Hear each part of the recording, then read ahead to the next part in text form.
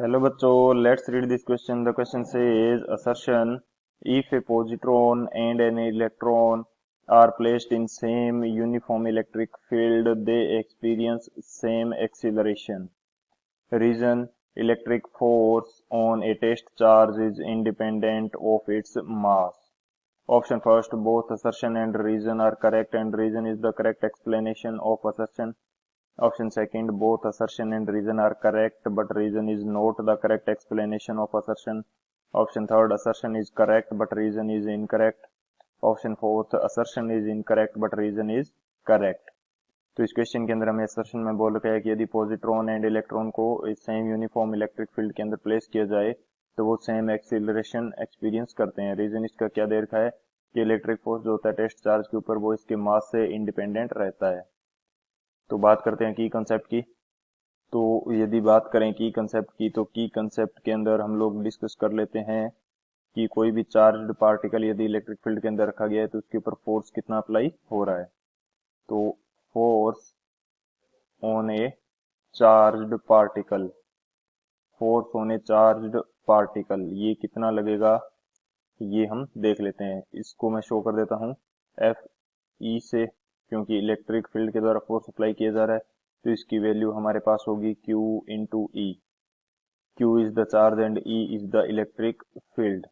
ये हमारे पास रहेगा फोर्स। एंड सेकेंडली यदि बात करें हम एक्सीलरेशन की, तो एक्सीलरेशन किस प्रकार से फाइंड आउट किया जाएगा। एक्सीलरेशन जो होगा चार्ज पार्टिकल का वो हमारे पास रहेगा A is equal to F E by M. F E by M, F E क्या है, उस चार्ज पार्टिकल के ऊपर फोर्स जो इलेक्ट्रिक फील्ड अप्लाई कर रहा है वो है, and M is the mass of that particle. तो ये दो हमारे की कंसेप्ट हो गए। इन दोनों की कंसेप्ट की हेल्प से इस क्वेश्चन को सॉल्व करते हैं।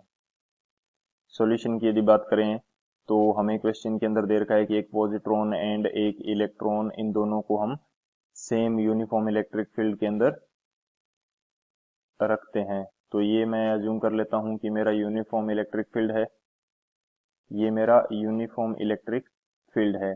अब यदि इसके अंदर कोई भी पॉजिटिव चार्ज यदि मैं रख देता हूं प्लस Q, तो इसके ऊपर फोर्स लगता है इलेक्ट्रिक फील्ड की डायरेक्शन के अंदर। ये मेरे पास आ गया एफ ई।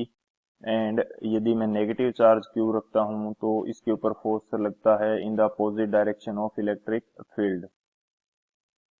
तो ये मेरे पास दो चार्जेस हैं, यदि पॉजिटिव हैं एंड नेगेटिव है तो इनके ऊपर फोर्स इस प्रकार से अप्लाई होगा। फोर्स की वैल्यू हमारे पास क्या रहती है, चलो उससे पहले देख लेते हैं कि जो पॉजिट्रॉन एंड इलेक्ट्रॉन है इनका चार्ज क्या होता है। पॉजिट्रॉन की यदि बात की जाए तो पॉजिट्रॉन हमारे पास होता है एंटी इलेक्ट्रॉन। एंटी इलेक्ट्रॉन ये होता है पॉजिट्रॉन। तो इसके ऊपर जो चार्ज होगा इसको मैं बोल देता हूं QP, पॉजिट्रॉन के चार्ज को QP बोल दिया।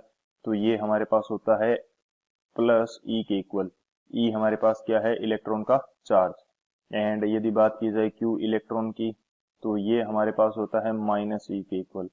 E इलेक्ट्रॉन के चार्ज का मैग्नीट्यूड है एंड माइनस इनके सिंबल शो कर रहा है कि इनके ऊपर पॉजिटिव चार्ज है या नेगेटिव चार्ज।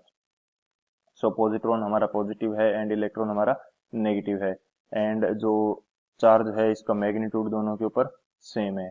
तो इनके ऊपर जो फोर्स अप्लाई होगा, फोर्स एफ ई, ये हमारे पास रहेगा पॉजिट्रॉन के लिए रहेगा plus Q E, plus Q E. And जो इलेक्ट्रॉन होगा इसके ऊपर हमारा फोर्स रहेगा माइनस क्यू ई। इस फोर्स का मैग्नीट्यूड दोनों के लिए सेम रहने वाला है, लेकिन जो हमारा डायरेक्शन है वो अपोजिट रहेगी। एंड एक्सीलरेशन की यदि बात करें तो एक्सीलरेशन हमारा क्या होता है, वेक्टर क्वांटिटी होती है, एंड इसकी वैल्यू हमारे पास रहती है एफ ई बाई एम। दोनों का मास हमारे पास क्या रहेगा, सेम रहेगा। Mass of positron is equal to mass of electron. So हमारे पास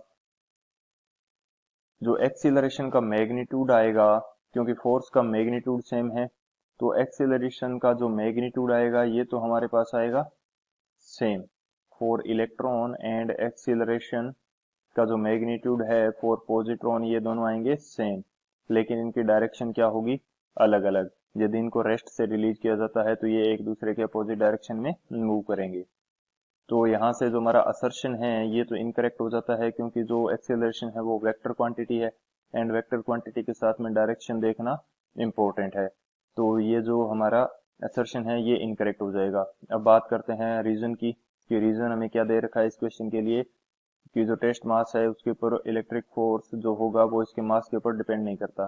तो ये हमने डिस्कस कर लिया है कि जो एफ ई की वैल्यू है ये किसके इक्वल होती है, क्यू ई के, क्यू इंटू ई के। क्यू हमारा चार्ज है, इसको मैं बोल देता हूँ टेस्ट चार्ज,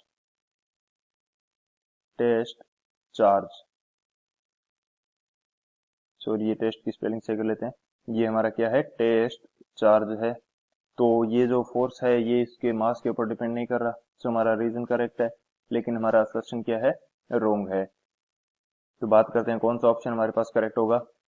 जो डी ऑप्शन है, assertion is incorrect but reason is correct, ये हमारा करेक्ट ऑप्शन हो जाएगा। So option D is the final answer. I hope you understood it well. Best of luck, thank you.